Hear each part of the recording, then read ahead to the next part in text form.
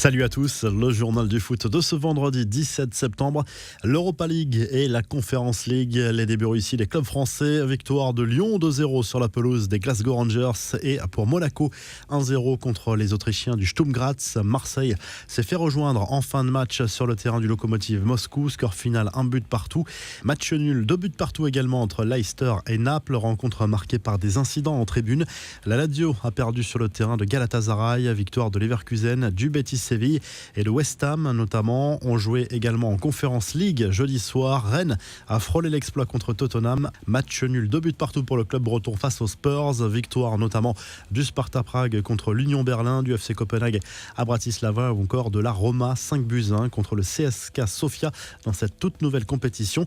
Quelques infos mercato. Ansu Fati veut rester au Barça. Le jeune attaquant espagnol sera en fin de contrat en 2022. Il y a donc urgence pour le prolonger, mais selon le Mundo Deportivo, le joueur n'a que le Barça en tête et l'aurait fait savoir à son agent Jorge Mendes, qui avait pris contact selon certaines sources britanniques avec Manchester City pour mettre la pression sur les dirigeants blaugrana. Dani Alves est lui officiellement sur le marché. Son contrat avec Sao Paulo a été rompu en raison d'une dette de 2 millions d'euros du club brésilien envers le joueur.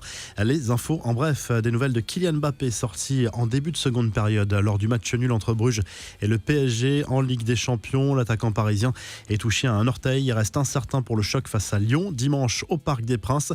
Nouvelle rassurante pour Georginio Wijnaldum. Lui souffre de la cheville mais sera disponible pour Maurizio Pochettino ce week-end.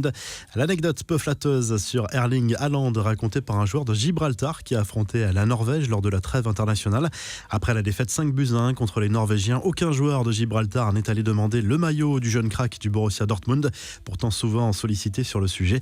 À l'aller, l'attitude d'Haaland avait fortement déplu aux joueurs de la modeste sélection, comme l'a raconté ce joueur Reece Staich, interrogé par le Sun. En mars dernier, le capitaine de Gibraltar avait en fait demandé le maillot d'Haaland en lui expliquant que son fils était fan de lui. Le Norvégien lui avait alors ri au nez et l'avait complètement snobé ce jour-là. Le Real Madrid a présenté son maillot Third ce vendredi, une tunique de couleur vert turquoise censée représenter le point kilométrique zéro des routes espagnoles. Il a un col de couleur noire qui vient rappeler le logo de l'équipementier Adidas et sera accompagné d'un short et de chaussettes reprenant la même couleur. Les Bleus ne sont plus sur le podium du classement FIFA.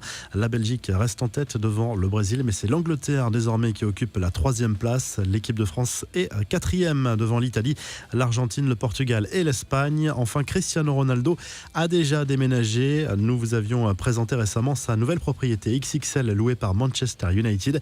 Eh bien, le Portugais a choisi de partir pour une raison assez surprenante. En cause notamment le bruit fait par un troupeau de moutons à proximité. Visiblement, les jouets de la campagne ne conviennent pas à CR7. Il y a tout de même une autre raison, la sécurité jugée insuffisante. Enfin, toujours en Angleterre, le joueur de Chelsea, Reece James, a dévoilé des images des caméras de vidéosurveillance de sa propriété où l'on voit les cambrioleurs qui sont passés à l'action lors du match entre les Blues et le Zénith Saint-Pétersbourg en Ligue des Champions. Et ils lui ont notamment dérobé sa médaille symbolisant la victoire en Ligue des Champions avec les Blues en mai dernier. La revue de presse, le journal de l'équipe propose plusieurs unes ce vendredi en fonction des régions, dont celle-ci qui illustre le joli coup de l'Olympique Lyonnais vainqueur sur la pelouse des Rangers jeudi soir en Ligue Europa. C'est la 3e victoire consécutive pour l'OL, toute compétition confondue. La saison est peut-être enfin lancée pour les Gones avant le choc contre le PSG dimanche. En Espagne, le journal Sport consacre sa une à Ansu Fati et Ousmane Dembélé. L'international français blessé cet été avec les Bleus à l'Euro a retrouvé les terrains d'entraînement avec ballon et devrait réintégrer le groupe prochainement. Pour Ansu Fati, éloigné des terrains depuis 10 mois, le retour à la compétition est encore plus proche. Le français Eduardo Camavinga à la une du journal AS qui met en avant la nouvelle génération du club merengue. Camavinga, Rodrigo, Militao, Vinicius, Valverde pourraient devenir des tauliers à court ou moyen terme. La moitié de l'effectif madrilène a désormais moins de 26 ans. Enfin, en Italie, le Corriere dello Sport salue le carton de la Roma en Europa League contre le CSKA Sofia et se penche déjà sur le choc du week-end en Serie A. Il opposera dimanche la Juve à l'AC Milan, peut-être sans Zlatan Ibrahimovic, blessé à nouveau. La vieille dame qui ne compte qu'un point en 3 matchs doit absolument lancer sa saison. Si ce journal du foot vous a plu, rappelez-vous, n'hésitez pas à vous abonner et à liker la vidéo pour nous retrouver dès demain.